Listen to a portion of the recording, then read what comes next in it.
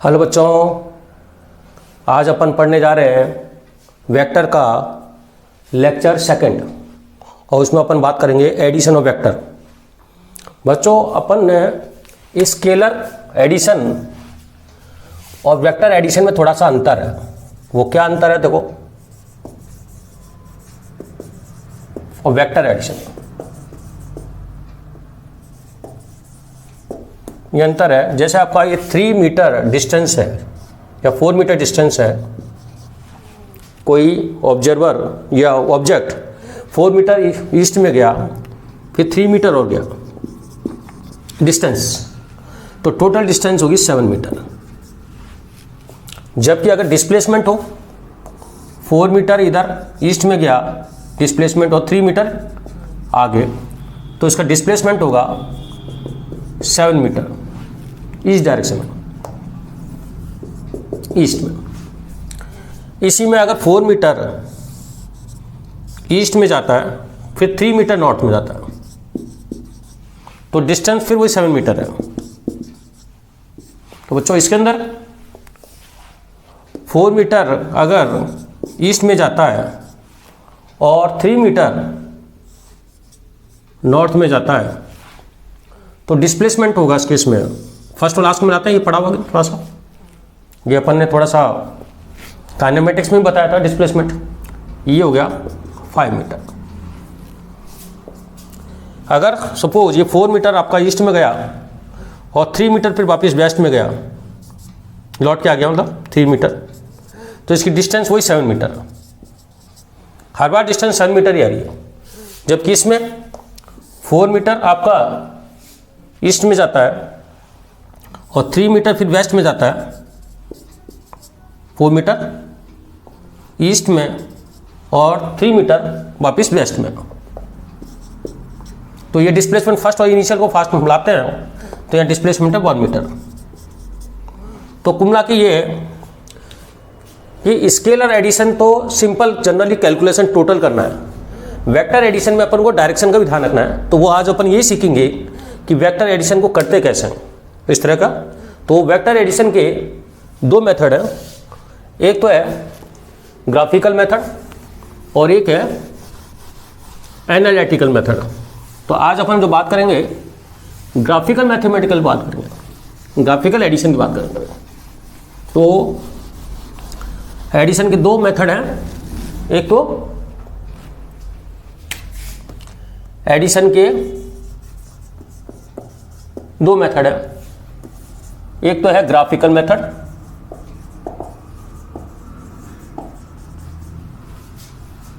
और एक है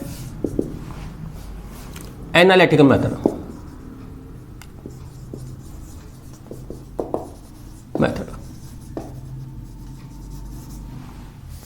तो ग्राफिकल मेथड के अंदर अपन जो बात करेंगे, एक 3 है इसके अंदर मेथड। एक तो triangle law of addition, triangle law of addition इसमें ग्राफिकल से। एक इसी के अंदर ग्राफिकल मेथड में अपन पढ़ेंगे parallelogram, parallelogram law of addition, law of addition,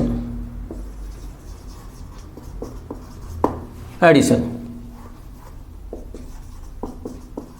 और एक और पढ़ेंगे ये 2 जो मेथड है ट्रायंगल लॉ पैरेललोग्राम, ये तो 2 वेक्टर को एडिशन करने के लिए। और एक और पढ़ेंगे अपन पॉलीगॉन लॉ, पॉलीगॉन लॉ, वो ये 2 या मोर देन 2 वेक्टर के लिए, 2 और मोर देन 2, वो अपन बता देंगे कैसे। ठीक है, तो सबसे पहले अपन पढ़ते हैं ग्राफिकल मेथड, और ग्राफिकल मेथड में भी ट्रायंगल लॉ। तो अपन सबसे पहले लेते हैं ट्रायंगल लॉ ऑफ एडिशन।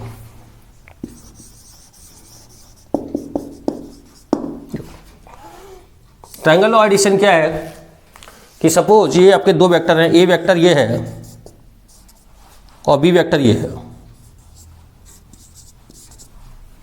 इन दोनों को ऐड करना है। तो इसको करते कैसे है, इसको ट्रायंगल की 2 साइड बनाते हैं कंटिन्यूअस। पहले ए वेक्टर बनाएंगे,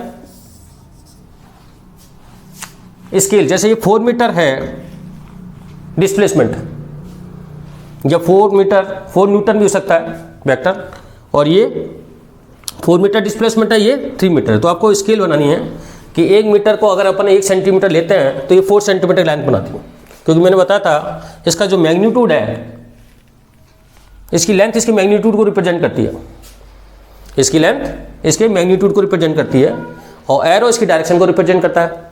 और फिर बी को आपको इसको इस तरह रखना है, सेम ऑर्डर में। अच्छा, आप शिफ्टिंग कर सकते हैं, ये पर बताते कोई भी वेक्टर अपना पैरेलल इटसेल्फ शिफ्ट हो सकता है। तो पहले ए वेक्टर बनाया, फिर बी इसके ऊपर सेकंड की टेल फर्स्ट के हेड से कोइंसाइड होनी चाहिए, और ये आपका फर्स्ट और लास्ट को मिला दो अपोजिट ऑर्डर में, जाना ना, सेम ऑर्डर में नहीं मिलाना, अपोजिट ऑर्डर में। तो ये ट्रायंगल की जो तीसरी साइड है वो इसके मैग्नीट्यूड और डायरेक्शन को रिप्रेजेंट करेगी। ये अल्फा उसकी डायरेक्शन हो जाएगी ए से, वो अपन बताएंगे आगे जाकर ग्राफिकल मेथड, वो एनालिटिकल मेथड में इसकी कैलकुलेशन भी हो जाएगी क्लास। तो इससे अपन को स्केल से नापना पड़ेगा। तो ये ए वेक्टर है, ये बी वेक्टर है, और इसको अपन आर बोलते हैं एडिशन। इसका एक नाम और है रिजल्टेंट वेक्टर, इसका एक नाम और है एडिशन बोलो या रिजल्टेंट बोलो, एक ही मतलब है,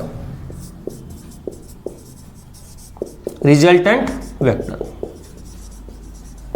तो 2 वेक्टर को आपको ट्रायंगल की 2 साइडें बनानी है सेम ऑर्डर में। वेक्टर की थर्ड साइड को अपोजिट क्रम में ऐड करना है। अपोजिट क्रम सेम, अपोजिट एक सेम क्रम तो ये होता है, ये है और ये तो है सेम क्रम, लेकिन अपन को थर्ड साइड तो बनानी है लेकिन अपोजिट क्रम में, मतलब फर्स्ट की टेल से सेकंड को हेड को ज्वाइन करना है। तो ये थर्ड साइड इसकी ट्रायंगल का रिजल्टेंट होगा, और ये ए से अल्फा एंगल बनाएगी। तो ये भी आपको मैग्नीट्यूड और डायरेक्शन के हिसाब से सेट करना है। तो डायरेक्शन, ये भी मैग्नीट्यूड और डायरेक्शन के हिसाब से बनाना है। मैग्नीट्यूड को लेंथ और डायरेक्शन एरो, और ये भी आपका जो बनेगा ये भी इसकी लेंथ जो बताएगी वो मैग्नीट्यूड बता देगी और डायरेक्शन एंड डायरेक्शन। ये तो ये आपका ट्रायंगल होगा। और देखते हैं, फिर अपन रूल लिखा देंगे इसका। जो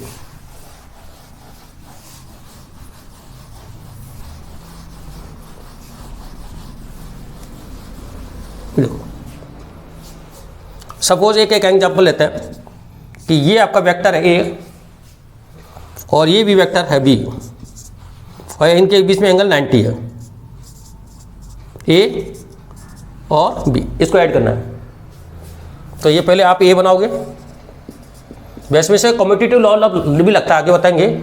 आप ए प्लस बी ऐड करो या बी प्लस ए ऐड करो, एक ही मतलब है यहाँ पर, कम्यूटेटिव लॉ भी लग जाता है। इसलिए आप ए प्लस बी, वो अपन आगे बता देंगे आपको, या बी प्लस ए, एक ही मतलब है। तो अभी तो अपन ए और बी जोड़ रहे हैं, ए फिर बी इस पे ऐड करो, लेकिन बी को कैसे ऐड करोगे कि सेकंड की टेल फर्स्ट की हेड से कोइंसाइड होने से, सेम ऑर्डर ये, और इसको आप फर्स्ट और लास्ट को मिला दो अपोजिट ऑर्डर में। ये सेम ऑर्डर है या अपोजिट ऑर्डर है। ये अल्फा जो बनेगा वो रिजल्टेंट वेक्टर या इसका एडिशन वेक्टर का ए से बना एंगल होगा, और इसकी जो लेंथ होगी वो इसका मैग्नीट्यूड बताएगी, मैग्नीट्यूड बताएगी। यहाँ पर एक एग्जांपल और लेते हैं, फिर अब इसका मैं नियम लिखा दूंगा। देखो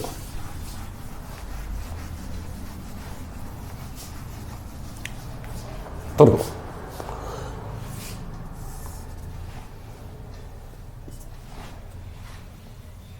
सपोज ये आपका 120 है एंगल, ये ए वेक्टर है, ये बी वेक्टर है, इसका addition.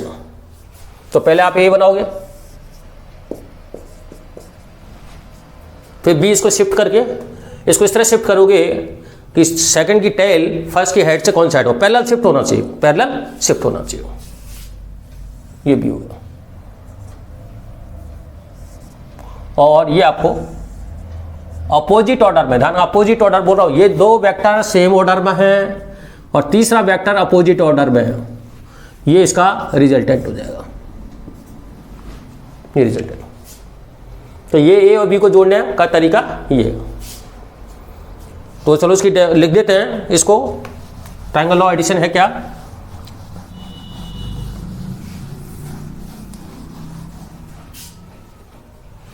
If two vector represented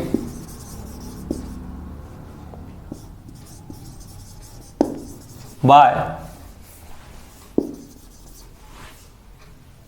side of two triangle, side of two triangle, side of two by side of triangle in magnitude and direction, magnitude and direction,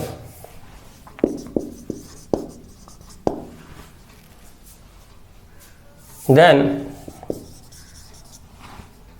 magnitude direction in same order, in if two vectors represented by side of triangle, side of triangle in magnitude and direction in same order, ये ध्यान रखना same order, खास बात। then resultant of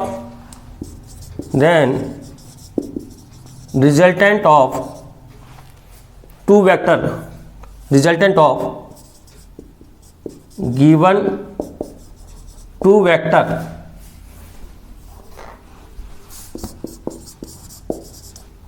then resultant of given two vector is third side, तीन side होते हैं triangle के, third side, then resultant given two vector same order, then resultant of given two vector is given bye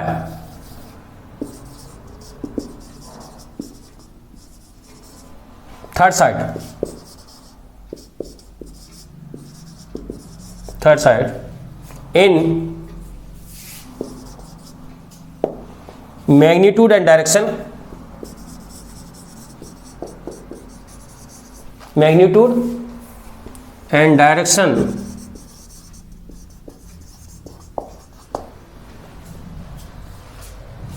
in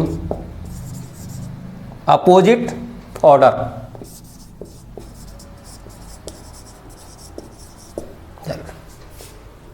देखो if two vector represent by side of triangle या two side of triangle, if two vector represent by two side of triangle in magnitude and direction in same order, the resultant of given two vector is given by third side in magnitude and direction in opposite order। तो ये आपका इसके अंदर होगा। अब इसके अंदर जो मैक्सिमम जो रेंज आएगी, ज़्यादा से ज़्यादा आर होगा वो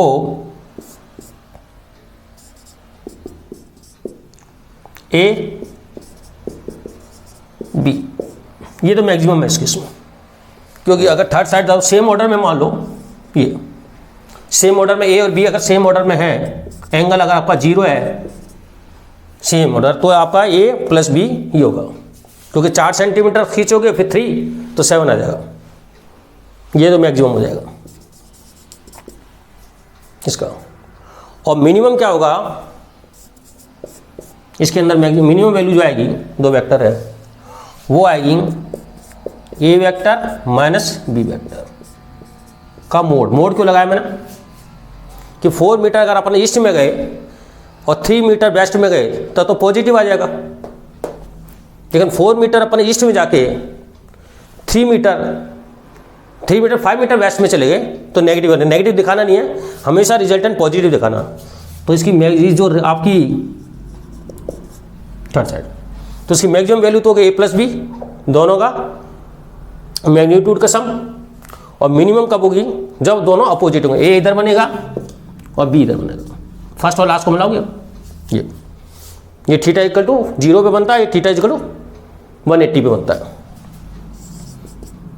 थीटा इक्वल टू 0 180 पर। जब एंगल मैंने तुम्हें पिछले लेक्चर में बता दिया कि एंगल दो वेक्टर के इसमें एंगल तभी वैलिड होता है जब दोनों की टेल कोइंसाइड हो। तो जब आपका एंगल 0 होगा तो उनका एडिशन ट्रायंगल बनेगा नहीं, ट्रायंगल इस तरफ वन लाइन बनेगी, फर्स्ट और लास्ट को मिलाओगे तो सीधी लाइन बन जाएगी। और अगर एंगल 180 हुआ तो ए और बी दूसरे की टेल से फर्स्ट को हेड को जोड़ोगे तो फर्स्ट और लास्ट ये मिलाओगे आप, इसको और इसको मिलाओगे, ये आर होगा, उस केस में मिनिमम आएगा ये। तो ये था आपका ट्रायंगल लॉ। तो इसकी जो रेंज आती है आर वेक्टर की, आर की ए वेक्टर का मोड माइनस बी का मोड, ये मोड मैंने इसलिए है अगर मान लो ये ज़्यादा हो गया तो ये इसको प्लस में दिखाना है, और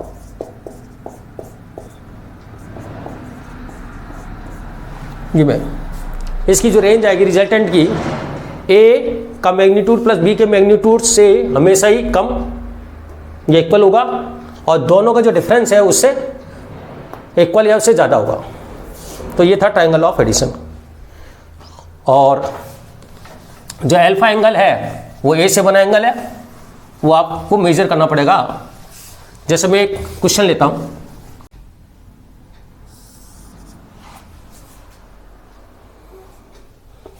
ये 4 मीटर है डिस्प्लेसमेंट इस डायरेक्शन में,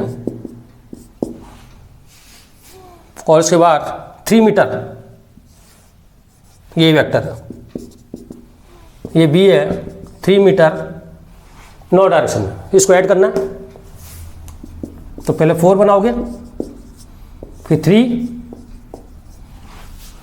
4 मीटर को 4 सेंटीमीटर लेंथ 3 मीटर को 3 सेंटीमीटर लेंथ, दूसरे की टेल फर्स्ट के हेड से कौन साइड होनी चाहिए, सेम ऑर्डर होना चाहिए, और ये अपोजिट ऑर्डर ये है। तो इसको अपन देखो, ये ऊपर रेक्टेंगल है तो ये जो लेंथ है ये आर वो आएगा, या तो मेजर कर लो स्केल से या आप एनालिटिकल मेथड से भी अपन बाद में बता दें 5।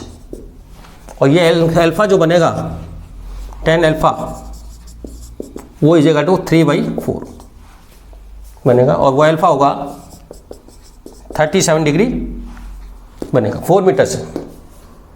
ये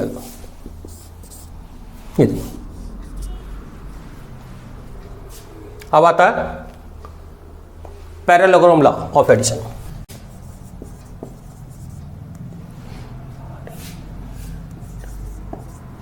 PAR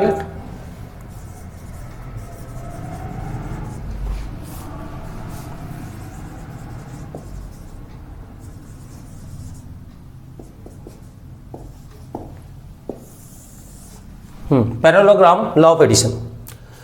इसमें करना क्या है, जैसे वही वेक्टर अपन को सपोज ट्रायंगल लॉ की जगह पैरेललोग्राम लॉ से करना है, ये ए है ये बी है, तो इसमें क्या करना है, इन दोनों वेक्टर को पैरेललोग्राम की एडजेसेंट साइड बनानी है, एडजेसेंट साइड। ये ए हो गया, फिर ये बी,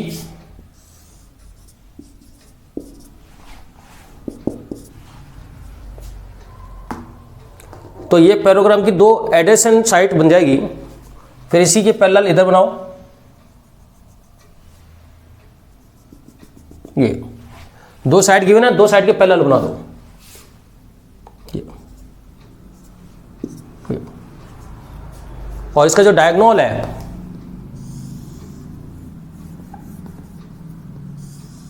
लेकिन डायगोनल कहां से पास होना चाहिए, जो एडजेसेंट साइड का इंटरसेक्शन पॉइंट है ना, एडजेसेंट साइड का जो वेक्टर का एडजेसेंट साइड का वेक्टर हमसे पास होना चाहिए, ये वाला डायगोनल नहीं, दो एडजेसेंट साइड जो बनाई थी उनके इंटरसेक्शन से पास होने वाला डायगोनल, वो इसको आर को बताएगा।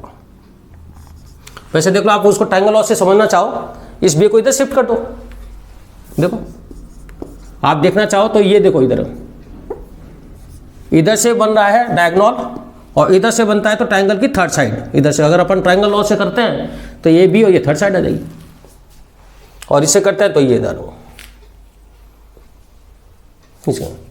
तो इसके अंदर लिख लो आप चाहो तो इफ टू वेक्टर, तो ये अल्फा एंगल आ जाएगा। If two vector represented by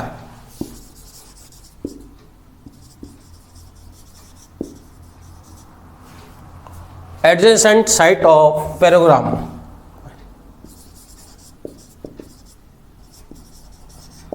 adjacent side of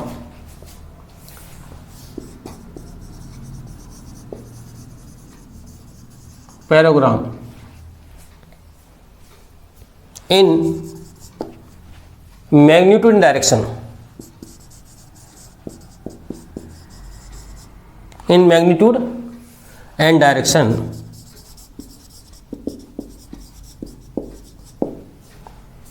then resultant vector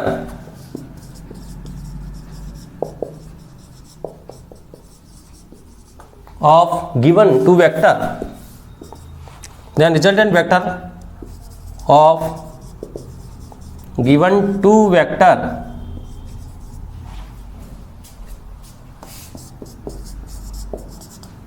in magnitude and direction, magnitude and direction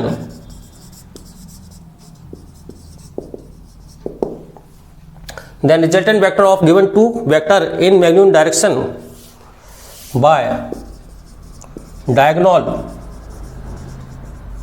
of parallelogram,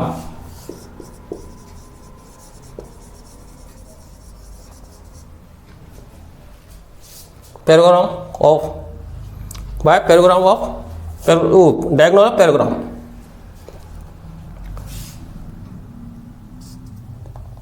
ये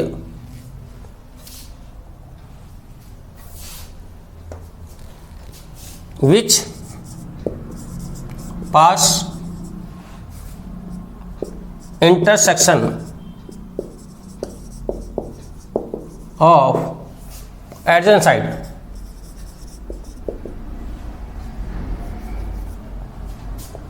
which pass intersection of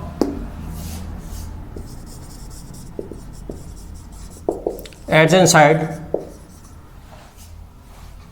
of vector, ये तो if two vector represented by adjacent side of parallelogram in magnitude direction, then resultant vector of given two vector, resultant का मतलब addition in magnitude and direction by diagonal of parallelogram which pass intersection of adjacent side, मतलब उसी को आपको पास करना है। ये जो इंटरसेक्शन पॉइंट है एडजेसेंट साइड को जो अपन ने बनाया था उसी के इंटरसेक्शन से पास होना चाहिए, ये आपका प्रोग्राम है। बाकी लेंथ तो वही रहेगी, बस ये नियम है, चाहे उससे करो चाहे इससे करो, एक ही आंसर है। मैंने बताया ना, इसको बी को अगर आपने यहाँ बना दिया तो ये ट्रायंगल लॉ से एडिशन हो गया, और अगर आपने इससे कर दिया तो ये ट्रायंगल, लेकिन वो डायगोनल कौन सा पास होना चाहिए, जो इन दोनों ए वेक्टर का इंटरसेक्शन पॉइंट है उसी से पास होना चाहिए, इनिशियल पॉइंट ही होना चाहिए। सो हाँ, ये ध्यान रखना, इसका इनिशियल पॉइंट ये होना चाहिए और फाइनल पॉइंट दूसरा होना चाहिए। इनका इंटरसेक्शन पॉइंट से स्टार्टिंग विच स्टार्टिंग इंटरसेक्शन से होनी चाहिए और फाइनल यहाँ होगी। ये आपका हो गया। अब मैं एक क्वेश्चन ले रहा हूँ आपको, इसकी जो रेंज आएगी वही है, रेंज तो कहाँ से कहाँ तक रहेगी, रेंज तो वही रहेगी इसकी भी ए। अच्छा, आप इसको भी मैंने ये बताया था, आप ये भी ऐसे भी ले सकते हो,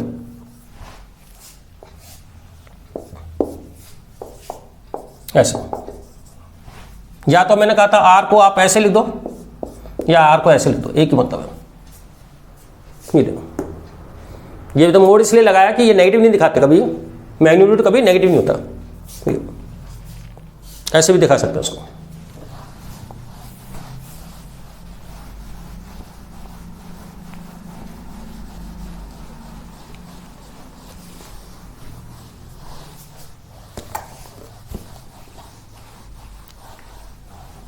अब एक क्वेश्चन लेते हैं। अच्छा, एक एडिशन में एक चीज ये ध्यान रखना कि ये फिजिकल क्वांटिटी सेम होनी चाहिए, जैसे डिस्प्लेसमेंट है तो दूसरा भी डिस्प्लेसमेंट होना चाहिए। कंडीशन ये है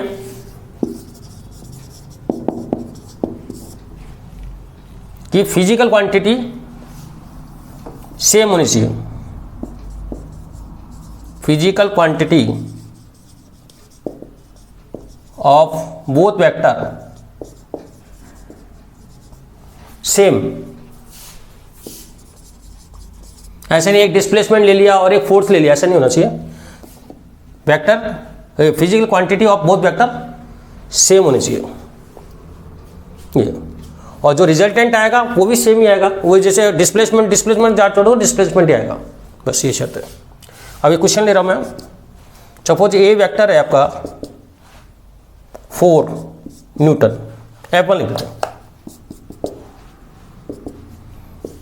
F2 है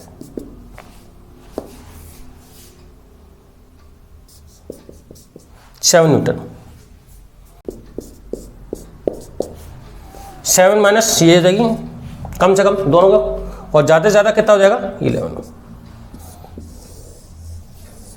बस ये डिपेंड करेगा इनका बीच में एंगल कितना है। अगर एंगल 0 कर दिया तो 11 हो जाएगा, एंगल 180 कर दिया तो 3 कर दिया, और बाकी सारे और बीच में एंगल रखोगे। और ये मैंने बताया था एंगल दो वेक्टर के बीच में 80 से 180 से ज़्यादा नहीं होता, 0 से 180 के बीच में रहता है। तो 0 पे तो 11 आएगा, 180 पे 3 आएगा, और एंगल हमेशा आपका 3 और 11 से कभी ज़्यादा नहीं होगा और 3 से कभी कम नहीं होगा। ये इसकी रेंज हो गई। तो जैसे मैं लिख दूँ इसके अंदर इनका रिजल्टेंट 2 आ सकता है, 2 नहीं आएगा, और कभी 11 से ज़्यादा नहीं जाएगा, 3 से कभी कम नहीं होगा। ये इनकी रेंज है। ये जबकि स्केलर होता तो स्केलर में तो 4 और 7 हमेशा 11 रहता, 11 रहता। ठीक है, अब इसके अंदर एक और पॉलीगॉन लॉ और देख लेते हैं।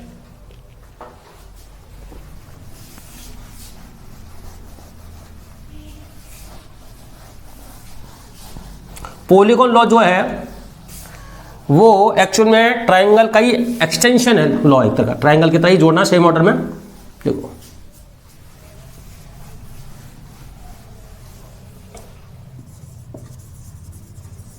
पॉलीगॉन लॉ, सपोज ये कोई ऑब्जेक्ट है, इस पे आपका F1 इधर लग रहा है, F2, F3, F4,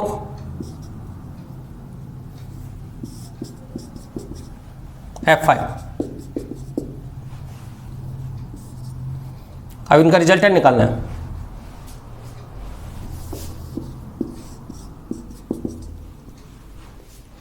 तो आपको क्या करना है, सबसे पहले F1 बनाना है इसी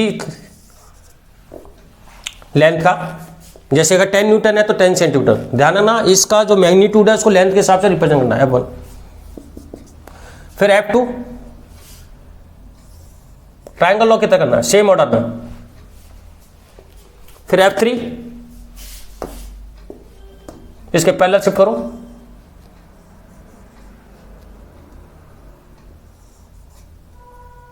ये F3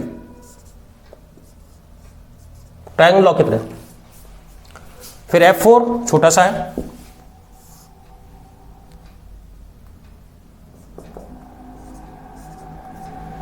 फिर F5,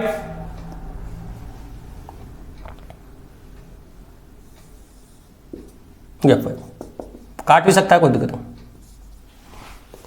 सारे वेक्टर को सेम ऑर्डर में आपको इसके कंटिन्यूस सेकंड की टेल फर्स्ट के हेड से कोइंसाइड करते हुए चलाना है।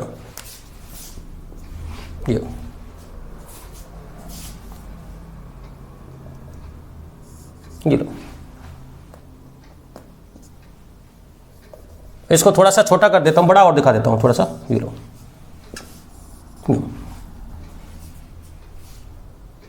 ये F1 हो गया, फिर इसके पैरेलल F2 बना दिया, फिर F3 के पैरेलल बना दिया, फिर F4, फिर F5। थोड़ा बड़ा दिखा दिया, इसके अंदर बड़ा दिखा दो। ये लो, अब क्या करना, फर्स्ट और लास्ट अपोजिट ऑर्डर में। ये जो आपका आएगा लास्ट F5, FR, ये हो गया, ये F, ये रिजल्टेंट वेक्टर हो गया इसका, जो कि मैग्नीट्यूड वाइज भी और डायरेक्शन वाइज भी। मतलब ये F जो आएगा F1, F2, F3, F4 और F5, ये रिप्रेजेंट करेगा। कुछ नहीं है, ट्रायंगल की तरह करना है, बस उसको एक्सटेंड करना है। तो ये F1, F2, F3, F4 बना दिया F5, और फर्स्ट और लास्ट को अपोजिट ऑर्डर में से, बाकी के सारे सेम ऑर्डर में या अपोजिट ऑर्डर में बनाना, ये आपको रिजल्ट है। अब सपोज सुनो, इफ अगर तुम F1 बनाया, F2 बनाया, F3 बनाया और F4 ही आ गया,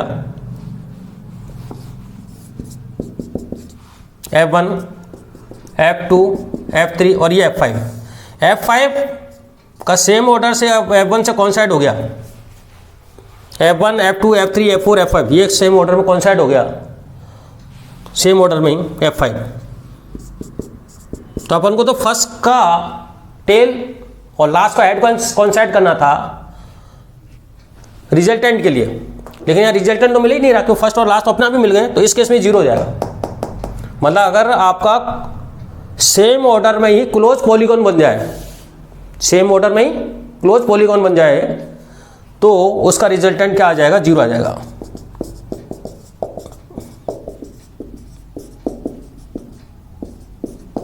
F5 0 हो जाएगा। जिसकी डायरेक्शन मैंने बताई थी आर्बिट्रेरी, कुछ भी हो सकती है अगर क्लोज पॉलीगॉन है। ये क्या है, close polygon make by same order, make by same order, ये रहा, इसका रिजल्टेंट ये हो जाता। तो ये था आपका पॉलीगॉन लॉ। इसकी लेंथ को अपन को 0 आएगी इसके अंदर। और अब इस केस में अपन का कुछ लॉ इनको ये फॉलो करते हैं। इसमें कम्यूटेटिव लॉ का फॉलो होता है। बस ओवे कम्यूटेटिव लॉ,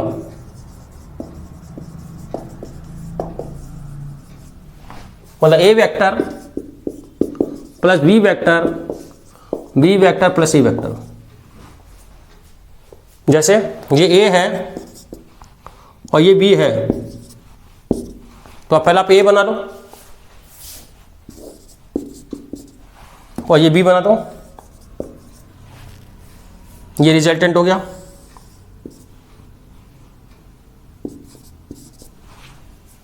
ए प्लस बी। और अगर आप ऐसे भी कर सकते हो, इसको पहले बी बना दो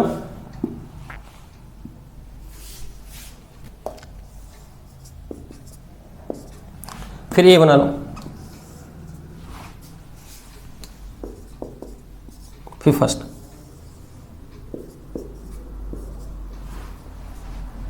ये देखो यहां से कर सकते हो, पहले बी बना लो, ऐसे पहले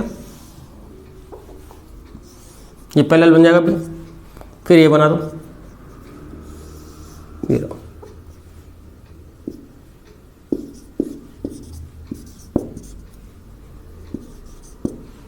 बी और ये ए। देखो यहाँ तो ए प्लस बी है और यहाँ बी प्लस ए, वही लाइन वही डायगोनल आ रहा है, लेकिन डायगोनल इनके इंटरसेक्शन पॉइंट से पास होने से दूसरा डायगोनल नहीं लेना। दूसरा आया एसोसिएटिव लॉ को फॉलो करता है। एसोसिएटिव लॉ फॉलो करता है। क्या A plus B plus C equal to A plus B C, associative law को फॉलो करता है। देखो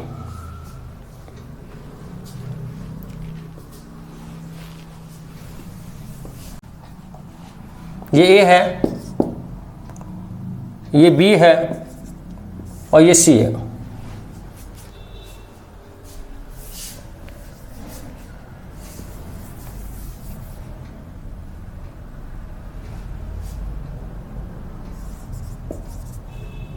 ये सी मान लो,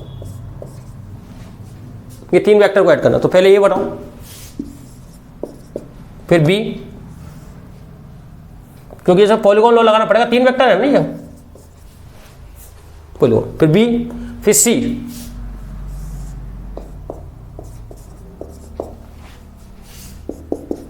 ए, फिर बी, फिर सी। तो ये रिजल्टेंट आ गया। फर्स्ट और लास्ट को आपको खुद को बनाना पड़ेगा अपोजिट ऑर्डर में। तो यहां पर ए और बी को अगर आप ऐड करोगे, पहले तो ये आ जाएगा यहां पे ए प्लस बी, ट्रायंगल लॉ लगा दिया, इसको जोड़ोगे तो ये सी आ गया। ए और बी का रिजल्टेंट ट्रायंगल लॉ से ए प्लस बी, और ए प्लस बी के इसके हेड से थर्ड की टेल जोड़ दी तो ये आ गया आर। दूसरा आपका ए प्लस बी, ये तो ए प्लस बी हो गया ये वाला, और इसका बी प्लस सी सिर्फ करें तो पहले बी और सी को सेम ऑर्डर में बना के ये ट्रायंगल लॉ बना दिया। देखो बी और सी को जोड़ो, बी ये रहा, सी इधर है, तो ये बी प्लस सी।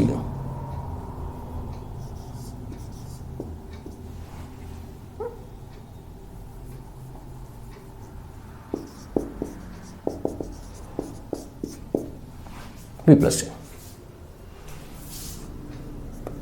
ये बी, ये सी, ये, तो ये वाला जो वेक्टर है वो बी प्लस सी है,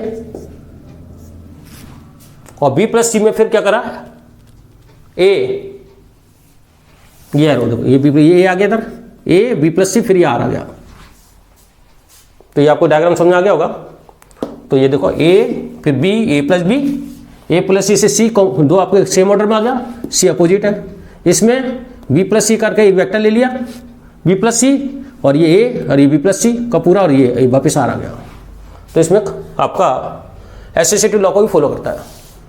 तो ये अपन ने ग्राफिकल मेथड बताया, तो उसको कल अपन अगले लेक्चर में जब भी होगा, लेक्चर 3 में अपन इसका एनालिटिकल मेथड बताएंगे। और एनालिटिकल मेथड से अपन कोई सूत्र रखोगे तो ये आपको डायग्राम बनाने की आवश्यकता नहीं पड़ेगी, सीधा ही आंसर आ जाएगा। उसमें बस दो एंगल के बीच में एंगल देखना है और उनका मैग्नीट्यूड देखना है, सीधा ही फॉर्मूला अपन को मिल जाएगा। और उसके लिए भी आपका रिजल्टेंट जो वेक्टर आएगा उसकी डायरेक्शन के लिए भी फॉर्मूला है, वो अपन देखेंगे। तो अपन एग्जाम में इस मेथड से नहीं करते हैं, अपन में एग्जाम में एनालिटिकल मेथड करते हैं। तो आप इसको देखिए और थैंक यू।